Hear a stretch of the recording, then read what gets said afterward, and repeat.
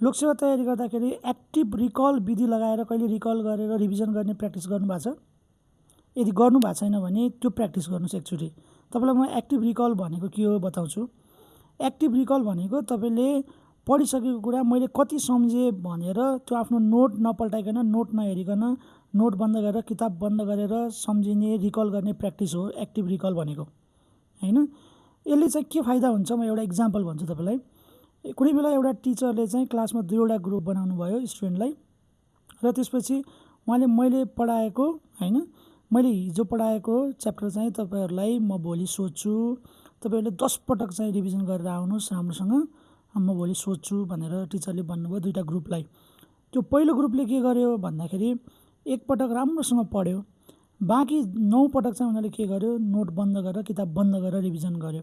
त्यति बेला उनीहरू जहाँनिर अड्किन्थ्यो, जहाँनिर चाहिँ उनीहरूले बिर्सिन्थे पढेको कुरा, त्यहाँनिरको पाठ ठ्याक्क पल्टाएर फेरि हेर्थे अनि फेरि अगाडि बढ्थे, अनि जहाँनिर पुगेर फेरि अड्किन्थे त्यहाँनिरको पाठ पल्टाएर हेर्थे अनि सम्झिन्थे, फेरि अगाडि बढ्थे, हैन? उनीहरूले अपनाएको यो विधि भनेको एक्टिभ रिकल भयो।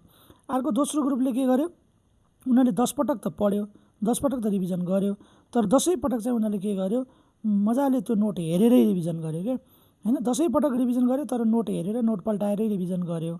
अनि भोलिपल्ट टिचरले सोद्धाखेरि सेकेन्ड ग्रुपकोहरूलाई खासै धेरै आएन, सोधेको उनीहरूले रिकल गर्न सकेन, तर फर्स्ट ग्रुपले चाहिँ राम्रोसँग रिकल गर्यो, टिचरले सोधेको कुराहरू उनीहरू राम्रोसँग रिकल भयो। हो, यही विधि हाम्रो लोकसेवाको पढाइमा पनि लागु हुन्छ, हैन? तपाईँले पढेको कुरा नहेरिकन मैले कति भन्न सक्छु भनेर तपाईँले रिकल गर्ने प्र्याक्टिस गर्ने हो।